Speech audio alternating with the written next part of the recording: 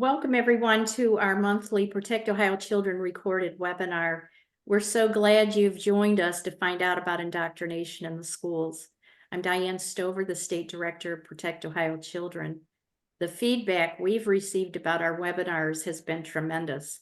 And even elected officials, who some may be a bit on the hot seat for what's happening in Ohio, have urged us to continue our work to expose indoctrination in the schools. Before we get started with our updates, I want to spend just briefly some time giving some background about the Protect Ohio Children Coalition. Several of our board members and core team leaders are members of the Protect Child Health Coalition. I'm a co-chair of this organization, and I want to let you know that there's some exciting things coming that will really transform this national group that has mostly worked sort of under the radar since I joined and attended the first national summit in 2017 in Nebraska. Since then, I and some of our Ohio colleagues have attended the summits every year. And in the early stages, Dr. Judith Reisman and attorney Mary McAllister mentored the group from a legal perspective. And it has been a great honor to be led by these experts in child protection from a legal perspective. And led by these experts on parental rights law and legislation. When you have some time, do a search on the internet of Dr. Judith Reisman, and you'll be impressed. Judith and Mary McAllister were colleagues and very close personal friends in Virginia with Liberty Counsel, a law firm associated with Liberty University that has worked tirelessly on child protection and parental rights law and legislation. Judith actually comes from Cleveland and attended Case Western Reserve University and was a keynote speaker at the Cleveland Bringing America Back to Life conference prior to her death. Why am I giving you all this background, you might ask? Mary McAllister left Liberty Counsel to start her own law firm called the Child and Parental Rights Campaign. This firm has grown to an incredible and impressive organization that PCHC and my husband and I have worked with as needed in different situations. This organization has created a resource for churches that we are very aggressively promoting, called the Church Transgender Response Guide, equipping churches to respond to the transgender trend. In the book Letter to the American Church, Eric Metaxas and many others have warned that American churches have gone silent about the issues of our day. Yes, this is a Bonhoeffer moment in America. We have distributed the new resource guide through the mail, in a mailing, through emails, Facebook advertisements, and word of mouth. And we are urging everyone to get this guide and get it to your church and school leaders to help them speak up and speak out about what's happening with the transgender agenda. This resource is so comprehensive, it even goes into the link with sex education and social emotional learning. Protect Ohio Children is extremely well connected to not just PCHC, but many, many other statewide and national organizations and experts. And when anonymous whistleblowers give us information that's harmful to minors, we expose it. As always, I'll be watching your questions through the Q&A icon at the bottom of your screen, and as time allows, we'll take a few questions. At the end of the webinar, there will be a survey you can use to give feedback. John Stover is not with us today, as right now there's no significant activity with child protection or parental rights legislation in Ohio that we're monitoring at this time. He's actually extremely busy with the upcoming March 19th primary election. So at this time, let me turn this over to Linda Harvey. Thanks, Diane. I appreciate that. I'm Linda Harvey, president of Mission America, as many of you probably No, welcome again. We're so glad that you're here. I'm also on the board of Protect Ohio Children and have been for probably 5 or 6 years. It's been quite a while. So today I want to report two things to you. One is that just mark your calendars if you would. If you're interested in the area of social emotional learning and where this is going, there is a topic of the spiritual aspects of this. It's called mindfulness, lessons on mindfulness. Well, I'm giving a webinar on the topic of mindfulness and its connection to our schools. You'll see it in the corporate world as well, but we'll just be dealing with the schools on March 12th, which is a Tuesday at noon Eastern time. And we'll have information on our website at missionamerica.com very soon about that. If you're on our our mailing list, you've probably already received a way to sign up for that. It's being sponsored by the Child Protection League in Minnesota, which is a group kind of like Protect Ohio Children that monitors and reports on issues in that state, but also nationally. They're connected with the Protect Child Health Coalition that Diane mentioned. So mark your calendars, March 12th at noon. So what I want to report to you today is an article that I just posted on missionamerica.com about, I've reported on what the teachers unions are doing for many years, the National Education Association, the Ohio Education Association, a little bit on the American Federation of Teachers and the Ohio Federation of Teachers. Well, what somebody in our coalition suggested is, why don't you take a look sometime at how many donations the Republicans in Ohio at the State House are taking from these wildly radically left teachers unions. Part of the problem with the teachers unions, let's just lay this out quickly, is they're becoming more and more radical on the most progressive and anti-American, anti-child, frankly, woke policies, LGBTQ, the gender ideology, the radical sex education, pro-abortion, and so on. Between the NEA and the OEA, they gave over $2 million to pass issue 1 in 2023. So it's a concern that most of their donations, and they're the largest union in the country with almost 3 million members, and they take that membership from teachers and staff in our schools. And so it's a big deal where they donate their political funds. Well, they've routinely endorsed, Joe Biden for president. They endorsed Hillary Clinton before that, and so on. Barack Obama. They give most of their money to Democrats, but it is important to look at, are there members of the GOP who have taken money from the OEA or the NEA? Well, it's mostly the OEA, Ohio Education Association. And I have a list of the biggest recipients in the GOP of those people. Part of the list dovetails with, now that we're in primary season, this is important to look at, what is called the Blue 22. And many of you will know who that is. We don't get a lot in politics here, but I think it's important to hold these people accountable, especially when we're looking at legislation and who we could choose in the primaries. So go to our website at missionamerica.com and you'll see the whole thing, but I'll just give you a quick rundown of the top 10. Gail Manning from Northern Ohio in the Ohio House took almost $60,000 over the last few years from both the Ohio Education Association and the Ohio Federation of Teachers. She's number 1, and she is the past chair of the Primary and Secondary Education Committee in the Ohio House, and a Republican. So that's a concern. Number 2 was Tom Patton. Number 3 was Scott Olslager. Number 4 was Jay Edwards. Number 5 was Representative Bill Seitz. Number 6 was Nathan Manning, who's a senator, and Gail Manning's son. Number 7 was Rick Carfagna, who's no longer in the House. Number 8 was Teresa Gavarone, Senator Teresa Gavarone. Number 9 was Jason Stevens, Speaker of the House. And number 10 was Don. So if you want to see more, go to our website and read the full article.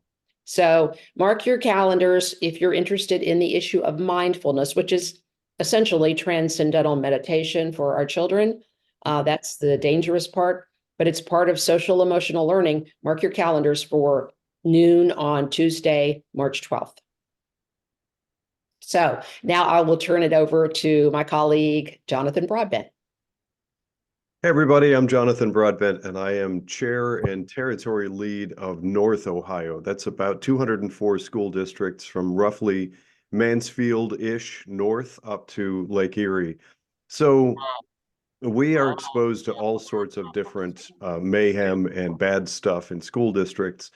And today I want to focus on something that we've created called the Academic Accountability Project. And it looks something like this. Imagine those arguments that take place in school board meetings all across Ohio and the country.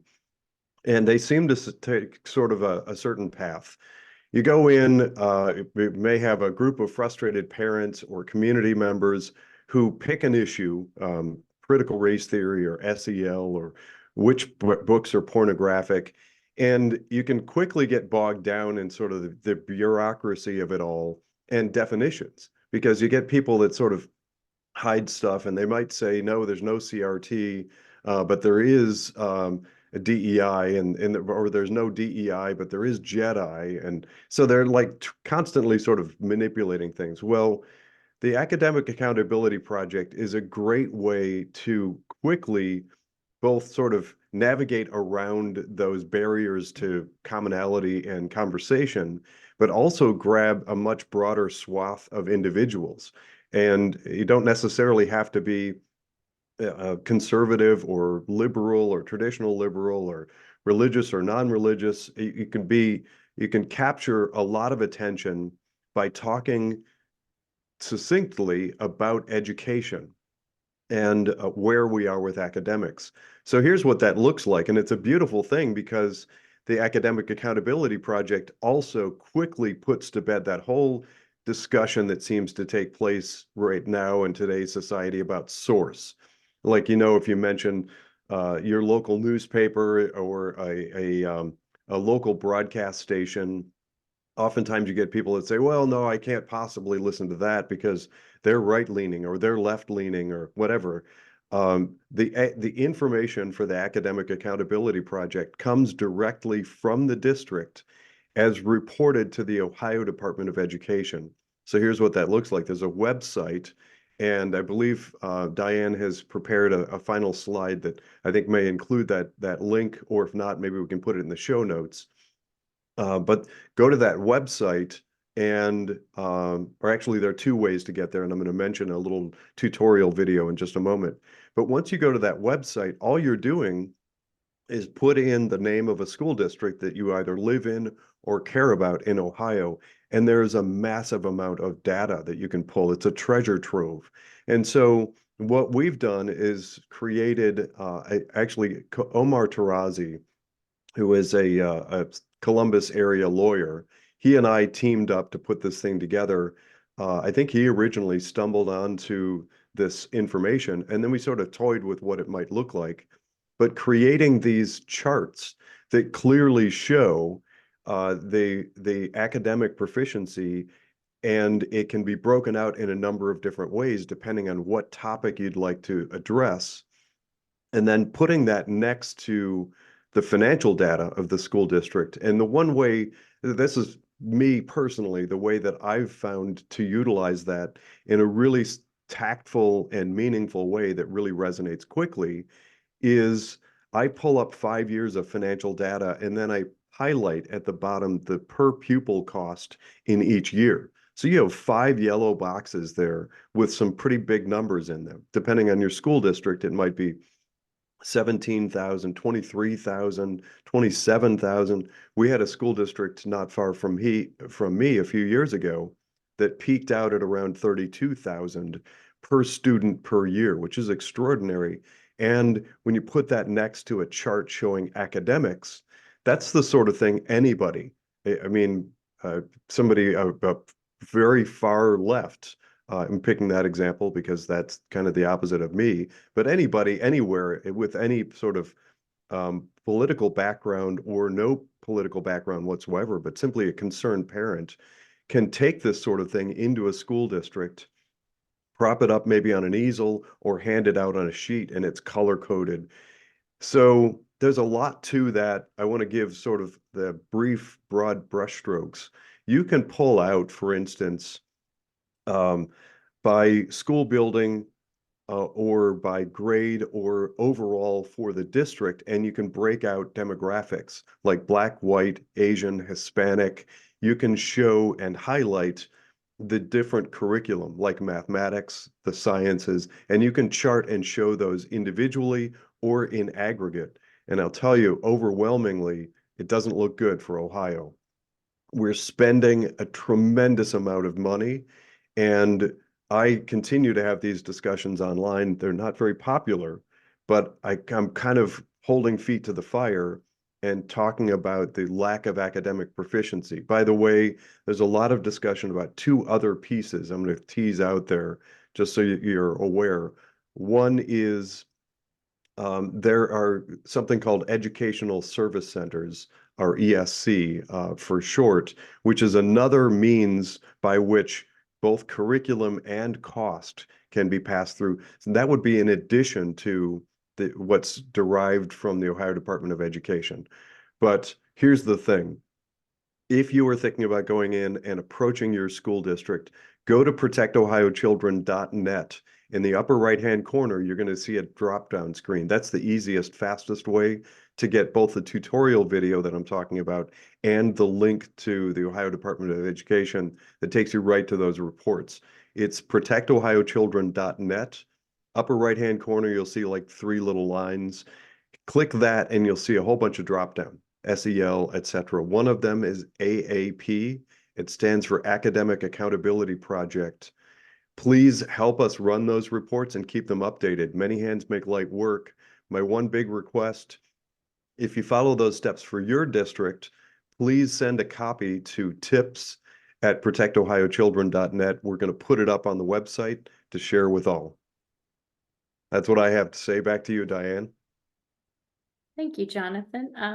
At this, and Jonathan's done a lot of very serious work on this. So we are always looking for help. If there's volunteers that will help to create some of these graphs, it would be a tremendous help to the school district and to us. At this time, we'll turn it over to Kathy Pulse. Hi, I'm Kathy Pulse, and I'm a Protect Ohio Children Board member, and I represent Central Ohio. And I'm going to give a plug to Jonathan. His tutorial was great because I could follow the steps and I could do it for my school district. So thank you. What I'm going to talk about, as you know, the Ohio legislature overrode Governor DeWine's veto of House Bill 68. House Bill 68 combined the SAFE Act, which prevents the mutilation of children, and the Save Women's Sports Act. There are 3 school districts in Central Ohio who felt that it was necessary to create resolutions chastising the legislature: Worthington City Schools, Bexley City Schools, and Upper Arlington City Schools. I contacted the Ohio School Board Association this week to say if they had any statement about HB 68. I learned that they have had no position on the bill. It is not part of their legislative platform. They were not involved in lobbying at all during any portion of the bill, which to me makes sense because that really is not the job of school boards. So at the end of the webinar, you'll be able to see the link to the 3 resolutions, but I was going to share a few lines from each of their statements. So part of Bexley's statements said they were, quote, deeply saddened by this action. Our schools are a place of safety, acceptance, and learning for all, end quote. Upper Arlington said, quote, the Board of Education resolves to stay true to its mission, strategic plan, and policies to continue to support all students, including those who are transgender and those who are questioning their gender identity, end quote. And for Worthington schools, quote, Worthington school students and families can be assured our commitment to student safety and well-being remains unwavering. This is true even though the work will become more difficult in less than 90 days when House Bill 68 goes into effect, end quote. And what really is the point of these resolutions? As an Upper Arlington community member, I see it as grandstanding. And these resolutions basically state that they support all students. But isn't that an expectation that we have for every single school district? I do expect all teachers and staff to be supportive of every student every day. So why the resolution? It leads to the question, will these districts try to flout or circumvent the law? I have heard back from the Upper Arlington Board, and they declare that they will follow the law. So I ask again, why have this statement from a school board?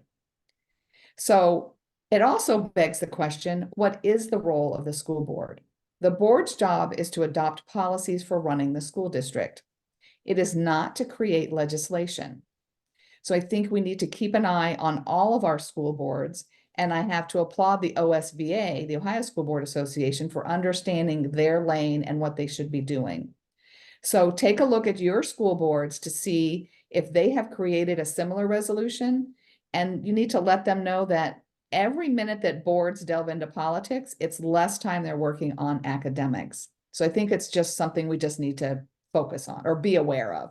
And that's it for Central Ohio. And next up is Darby.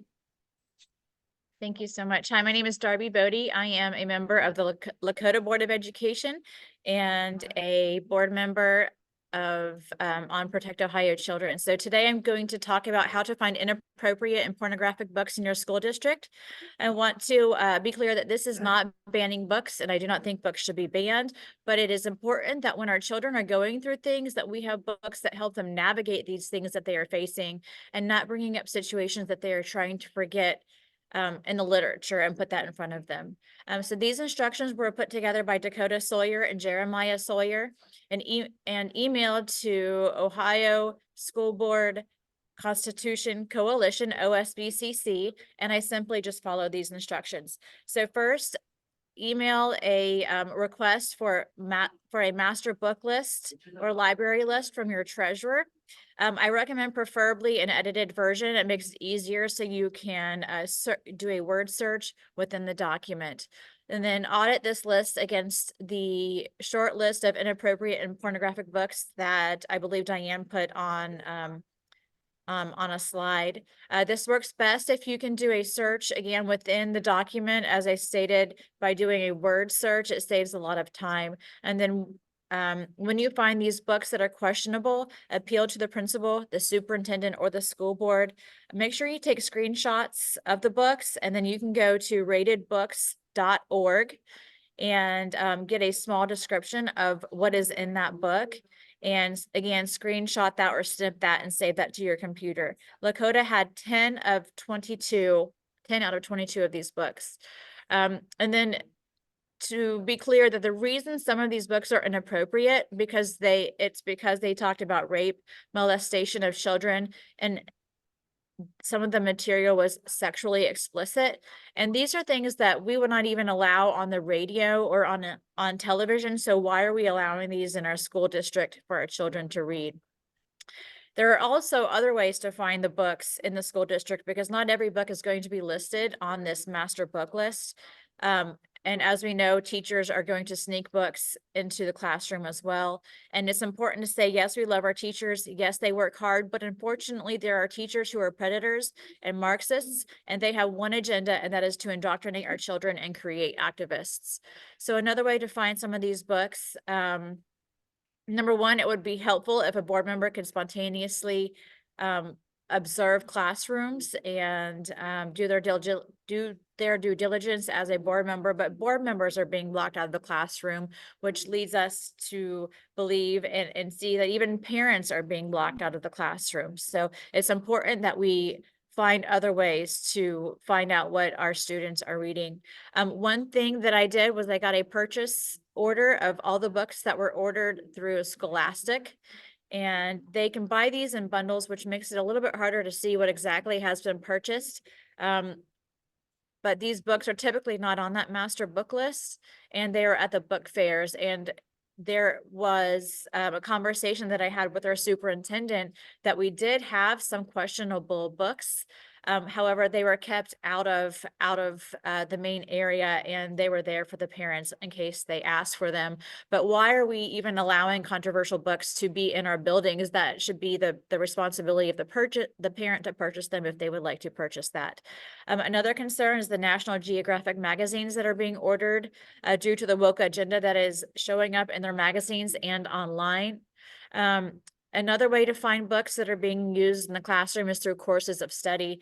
We just voted on approved courses by our superintendent, and interestingly enough, the previous superintendent for 6 years did not have any type of course study that the board voted on, and some of the new teachers had actually never seen a courses of study. So that's kind of scary in itself. But I have a few concerns regarding some of the books under the social study courses literature that was recommended for kindergarten through 3rd grade, which was surprising.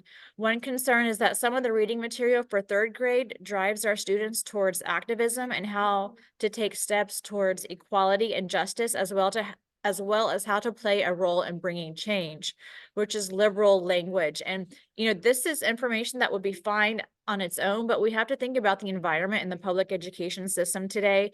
And this really makes me wonder what type of conversations are being had. And we can see the product of these conversations in our students when they come home and they ask us these questions, or they say things like, "Mom, did you know that it's bad to be white?" And also on the Ohio report card, as in Lakota, our 3rd grade or our reading level is a 3 out of 5. And again, unfortunately, board members are not allowed in the classrooms to observe this environment. So we really have no precise understanding of what is being discussed, and that is by design. Another example that I feel parents should know about is that one of the books for kindergarten was written with social and emotional learning implemented into the book per the book's description. So even though parents are signing their children out of social and emotional learning, it is still being implemented through literature and through every class. And the other thing that really surprised me is that this was all in the realm of social studies. Now, we've heard about ELA and mathematics, but now they're also indoctrinating through social studies, kindergarten through 3rd grade. And that's all I have. Back to you, Diane. Wow, thank you, Darby, for that very, very clear explanation.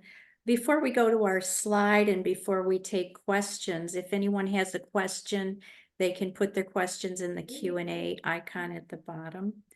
On the slide that we're going to go over, I was not able to fit everything that Darby had with her sample list, but I just want to let everyone know that on our menu on the protectohiochildren.net website, in addition to AAP that Jonathan mentioned, there's also a new section called Books and Monitoring Pornography in School.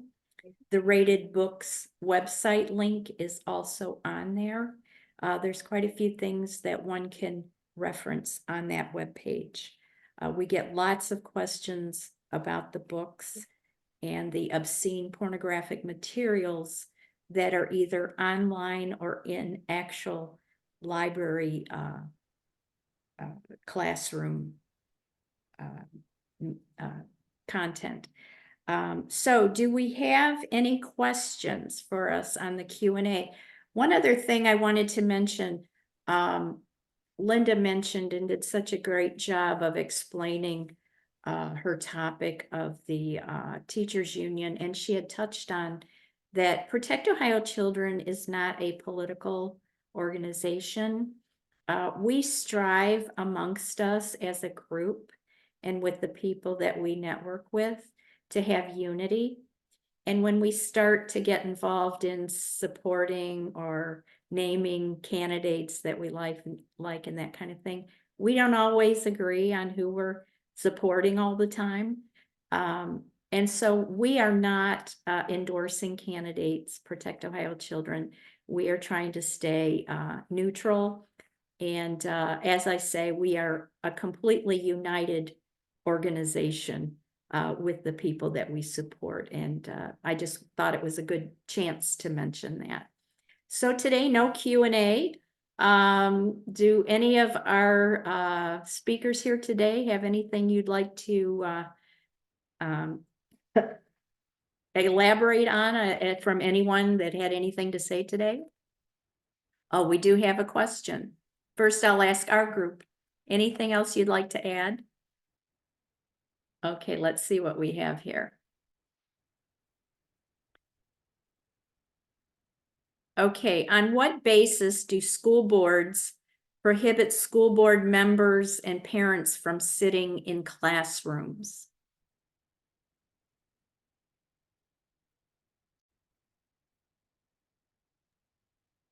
Anyone have an answer? Well, really, there is no good basis. I mean, we should be able to do this.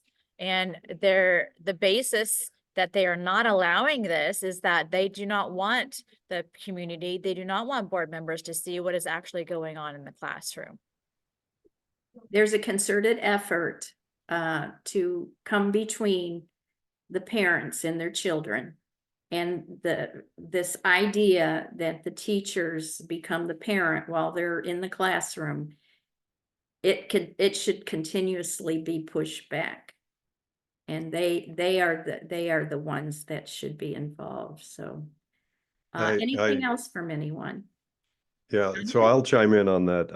I agree with Darby, and I'm aware of certain circumstances that led me to defer to Darby's first response to that question. But it seems to me, and I want to put this in the right context.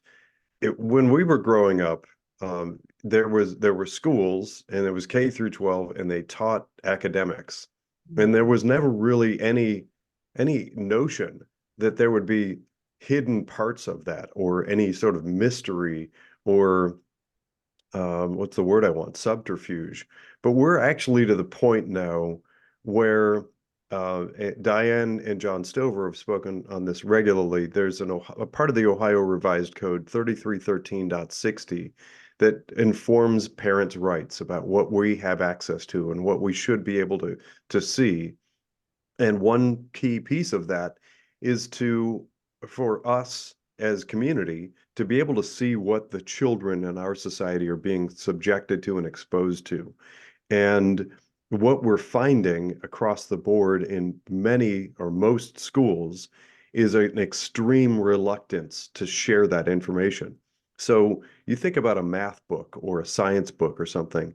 In my day, and anybody could probably just show up at the school board and say, I'm curious. What are you teaching in 11th grade science? And they'd probably just pull out a few books and say, here you go. We're actually to the point now where people go in from the community and ask that question and are met by a great number of different roadblocks. And what we're finding in some school districts is they will only disclose information to a specific parent if that specific parent happens to have a student in that exact class and curriculum.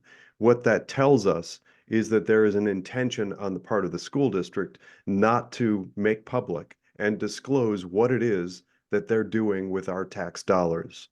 That is an outrage, and I don't think anybody should stand for that. So to Darby's point, if I'm paying my taxes to the school district and I'm paying a little bit more to pay those school board members, I think, first of all, the school board members should be free to actually do what they're hired to do, what they're supposed to do. And for heaven's sakes, they and the citizens of that community should have every right to go and see what their tax dollars are being spent on. Thank you, Jonathan. Very well said. One of the things I was thinking of as you were talking is that traditionally in Ohio, the laws have been written around education relative to K through 12.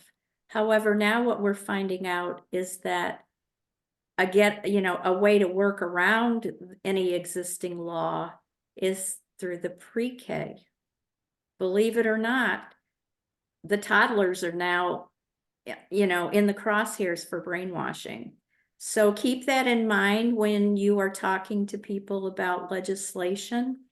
We need to we need to make sure we protect our toddlers in the pre-K as well. I learned this week that there are 3,000 pre-K students in Northeast Ohio schools in different facilities. So there is a very large contingency of pre-K students in Ohio. I see we have another question quickly. Who is going to pay for them to provide copies of every different teacher's courses for different sections of a class, though? That's not cheap. Okay, so Linda, go ahead. Well, this is theoretically, yes. The reality is that you won't have every citizen of your community asking for the coursework for everything. What you need to be willing to do is to have that available. And then what happens is they bill you for this. They make you pay. If there are a certain number of copies, you are told you will be obligated to pay X per page. So that's already covered. So those two things tend to balance that out. And I think that we also have to keep in mind that a lot of the curriculum now is digital curriculum online, and the schools have to provide a solution for letting the parents see that as well. And that's a new challenge, especially with the SEL that's permeated our school system. Darby? And adding to that, I know that parents in our district have gotten a USB drive. And so you go into the district and download the file onto a USB drive, and then you can take it home and plug it in and print out if you would like, or not, and keep it all digital. So Great point. Okay, at this time, I'm going to share my screen and bring up our slide to wrap up this meeting. As was stated by Linda, here's a list of the people that have received large sums of money from the unions.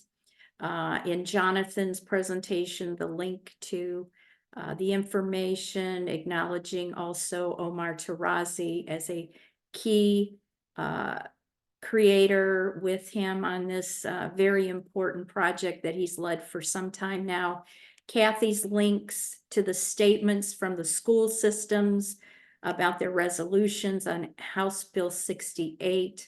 Also the information from Darby and her link to ratedbooks.com. And just a reminder that AAP and the pornographic book resources are on the protectohiochildren.net website menu. We'd also like to remind everyone about the Child and Parental Rights Campaign Church Guide, about the transgender response for equipping churches, and that can be found on the childparentalrights.org.